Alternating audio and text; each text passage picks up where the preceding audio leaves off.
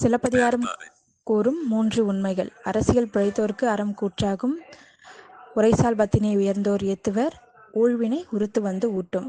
இப்போ first one பார்க்கும்போது அரசியல் பிழைத்தோர்க்கு அறம் கூற்றாகும். அதாவது மதுரை நகரில் பாண்டிய மன்னர் கண்ணகியுடைய கணவன் செய்யாத ஒரு தவறுக்கு அவர் தப்பாக ஒரு தீர்ப்பை சொல்லிடுவார். அதை கண்ணகி நிரூபித்த உடனே பாண்டிய மன்னர் என்ன சொல்வார்னா, யானோ அரசன் யானே கல்வன் அப்படி சொல்லிட்டு இறந்து போயிடுவார். இங்கே என்ன நம்ம புரிஞ்சுக்கிறோம் அப்படின்னு பார்க்கும்போது, நம்ம அரசியலில் இருக்கும்போதும் சரி, ஏதோ ஒரு பதவியில் இருக்கும்போதும் சரி, நம்ம நல்ல வினையோடு நேர்மையோடு செயல்பாடுகளை செய்யும்போது அந்த அறம் நம்மளை காப்பாற்றும். அதே அந்த அரசியலில் நாம் தவறு செய்யும் பொழுது வெளியிருந்து யாரும் எதிரிகள் தேவையில்லை. அந்த நேர்மையான அந்த தர்ம தேவதையே, அதாவது அறம் அப்படின்னு சொல்லக்கூடிய நேர்மை சிந்தனையுடைய அந்த தர்ம தேவதையே அந்த நபருக்கு கூற்றுவனாக இருப்பான். கூற்றுவன் அப்படின்னா யமன் அப்படின்னு சொல்லுவாங்க. அரசியல் பிழைத்தோருக்கு அறம் கூற்றாகும். அரசியலில் அறத்தோடு செயல்பட்டால் நன்மை ஏற்படும். இல்லை என்றால் யமன் கூற்றுவனா அவன் உயிரை மாய்த்து விடுவான். இதுதான் பொருள். இந்த செய்தி எந்த காண்டத்தில் இடம்பெற்றிருக்கு அப்படின்னு பார்க்கும்போது மதுரை காண்டத்தில் இடம்பெற்றிருக்கு. செகண்ட் ஒன்று, ஊழ்வினை உறுத்து ஊட்டும். அதாவது மதுரை மாநகரத்தில் கோவலனும் கண்ணகியும் அவங்களுடைய புகார் நகரத்துலேருந்து மதுரை நகரத்துக்கு வருவாங்க. வரும்பொழுது அவங்களுடைய செலவுக்காக கண்ணகி என்ன பண்ணுவா, சிலம்பை விற்கிறதுக்காக கோவலன் கிட்ட கொடுப்பா.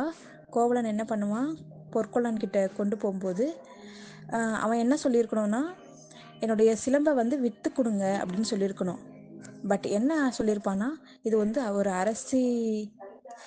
அரசியுடைய சிலம்பு, இதை எனக்கு விட்டு கொடுங்க அப்படின்னு சொல்லும்போது அந்த பொற்கொள்ளனுக்கு வசதியாகி போயிடும்.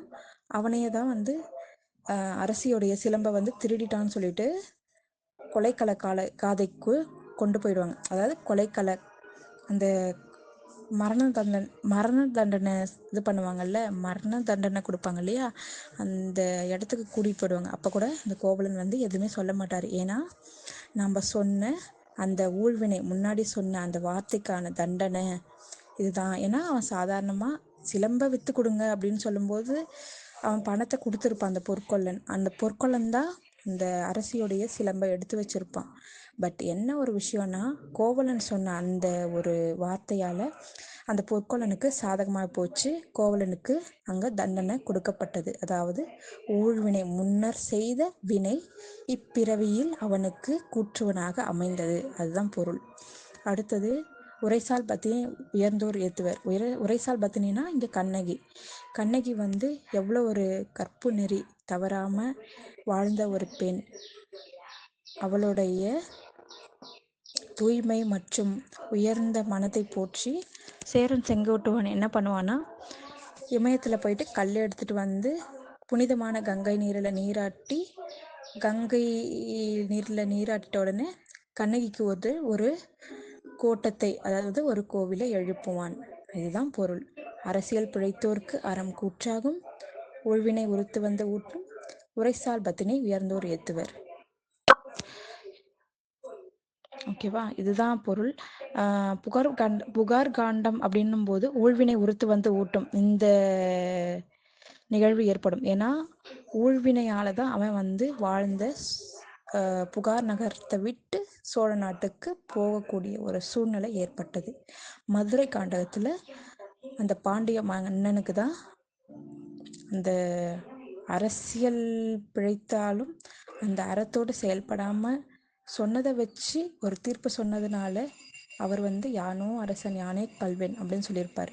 அப்போ அது மதுரை நகரத்தில் நிகழ்ந்திருக்கும். அதாவது மதுரை காண்டத்தில் இந்த உண்மை நிகழ்ந்திருக்கும். மூணாவது, வஞ்சி காண்டம். உரைசால் பத்தினி உயர்ந்தோர் ஏத்துவர். உரைசால் பத்தினி. அவள் ஒரு கற்பு நெறிய தவறாத ஒரு பெண்மணியாக இருக்கிறதுனால தான் உயர்ந்தோர் வந்து அவளை வந்து கோவிலா கோவில் கட்டி அவளை தெய்வமாக கொண்டாடிட்டு இருக்கோம். இப்போ வரைக்குமே கொண்டாடிட்டு இருக்கோம். அவ்வளோதான், இந்த 3 உண்மைகள் தான்.